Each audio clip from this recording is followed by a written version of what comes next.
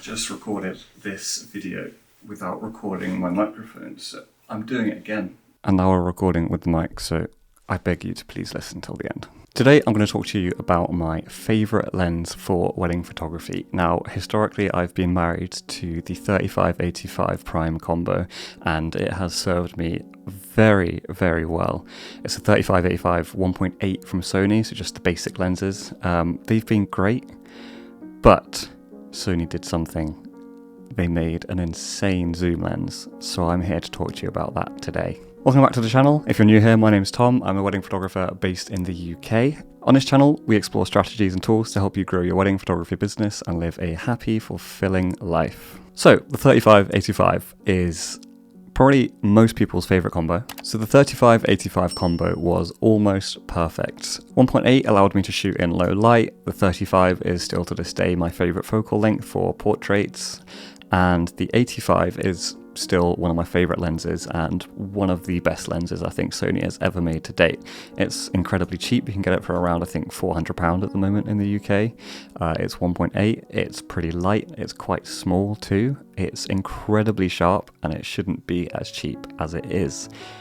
But I was missing 50mm. 50mm is just so good in so many situations that I couldn't afford to be missing out on it. Now, I couldn't justify the 35-50 combo because you're missing that longer range of the 85 for things like speeches and ceremony, when, for example, you can't get close to the couple, for example, in a church where you might not even be allowed to move down the aisle, or just for longer aisles where you need that extra reach. So I had two options. And that was add a 50 to my arsenal of lenses, but that meant switching out either my 85 or 35 to the 50 at several points throughout the day, or go for a zoom lens. I've tried zooms and I've hated them every single time. So I've tried the Tamron 28-70. I think it's 28-70, or is it 24-70? I'm pretty sure it's 28-70, 2.8. And whilst I really like that lens, 2.8, the aperture just wasn't quite there for darker situations. Even with my Sony A7 IVs bumping up the ISO, it was just a little bit too noisy and it wasn't quite sharp enough. I still have the lens, but it's used now pretty much never, so I should probably get rid of it actually. The 28-70 f2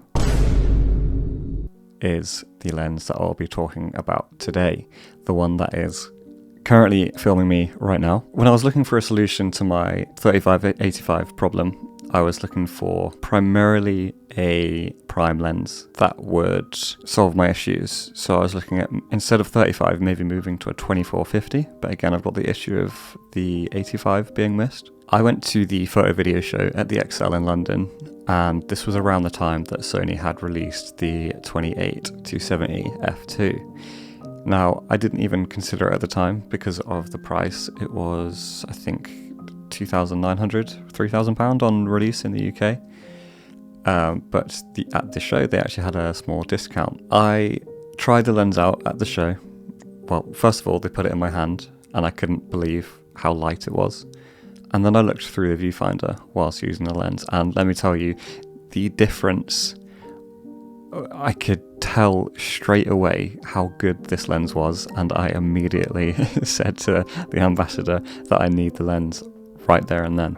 I've never done that before. I usually do a lot of research into my lenses. If there's anything I want to buy, I'll do countless, probably unneeded hours just watching YouTube videos on the lenses and pixel peeping reviews, but it was just so ideal for wedding photography. It's got the 28 on the wide end for the dance floor and for bridal prep. It's always so good for small rooms because that 28 focal length is just, it's almost ideal. If it was 24, it would be perfect, but 24-70 f2, not sure that's even possible yet. But the 28 it's just so good for those situations where you're in a tight space, and for the dance floor as well. Then it's got the 50, what I was missing before, having 50 at f2 for pretty much everything in the wedding day. Portraits, it shines during portraits, like the detail, the sharpness, but not too sharp. That's really important. It's not too sharp. It's still got that softness to it, but not the softness that the 35 1.8 had. This softness, it just looks dreamy while still being sharp. I don't even know how that works. It just does. 50 is just so good for an array of things throughout a wedding day. So the portraits, the speeches, and cocktail hour. I used to only shoot 85 for cocktail hour, but now I shoot 50 and 85 now on my second camera, which is just so good for groups during the cocktail hour. And then it's got 70 at the far end, which is good for speeches when you're close to the action. And then you've got 85 for the extra reach too. I'm considering a 105 for speeches, just because the extra range would be useful, but it's not needed because with the 28 to 70, the detail and the sharpness, like I said, is so good that you can punch in, even with an A7 IV camera that doesn't have the most megapixels, like an A7R5 for example would.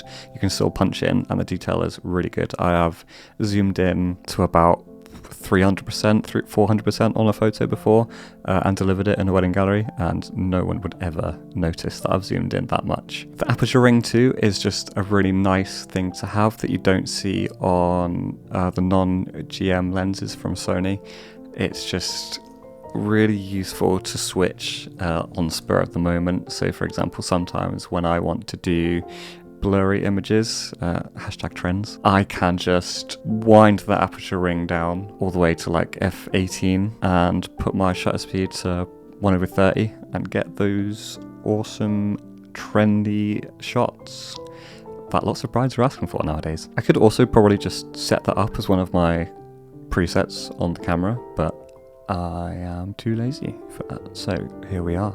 I want to come back to the weight again because it is honestly unbelievable. If you can, just get down to your local Wex store, or what on the States do you have? B&H. Just go and feel it. First of all, it's impossibly light, and then try it out too. As soon as you start using it, you will want to buy one. So make sure you have paid off your mortgage, got a credit card, and yeah, just get it. I've noticed I'm swiveling in my chair a lot. This is one of my first videos and this is what I do when I'm nervous, so deal with it. Now, I'm not going to go into the technical details of this lens, like pixel peeping and bokeh and all of that. There are so many reviews out there that give you all that already. It's not the kind of review that I'm into. I'd rather give you a real world example. So I am going to shoot a BTS video of a full wedding day using this lens, and I'll show it to you in action and how I use it. But for now, hopefully these pictures that I've been showing you throughout the video will give you a good understanding of the quality of photo that this lens can give you. And it also helps me express my vision and my style in quite a lazy way. I always liked with primes, it forced you to kind of move around. When I first picked up this zoom and used it at a wedding, I found it quite difficult to get used to. But after a few hours of using it, zooming in and out, it became second nature very quickly. So if at first you don't like it within the first hour or two, because you found yourself just sticking at one focal length and still moving because you're used to primes, that's perfectly natural. Just keep trying it. Don't send it back. Just keep giving it a go. I find myself very often switching between 24, 50 and 70. I rarely use the like in between focal lengths, but after a while, it really does become second nature finding those focal lengths. There are absolutely no situations where I take this lens off of my camera currently during weddings. It is my main lens for all points throughout the day.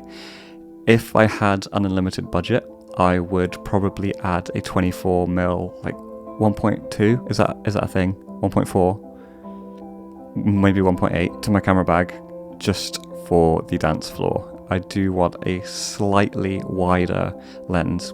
That 4mm between 24 and 28 does make a massive difference. I feel like 24 would be ideal for the dance floor, and also for prep in the morning where the space isn't big enough to warrant the use of a 28. It's perfect in almost every situation. The 28, it's wide enough in almost every room, but there are still some scenarios where I found I need that little bit more. I need that extra 4mm to get the shot that I want. Guys, if you have any questions on the things that I've gone over today in this video, please let me know in the comments. I will answer every one of them because I'm a small creator and I have something like 30 subscribers. So if I get a notification, I will reply to you probably straight away. And yeah, if you enjoyed the video, please leave a like and a subscribe. But yeah, I will make a BTS video pretty soon on this lens, and watch this space for more wedding photography tips and tutorials. Thanks for watching.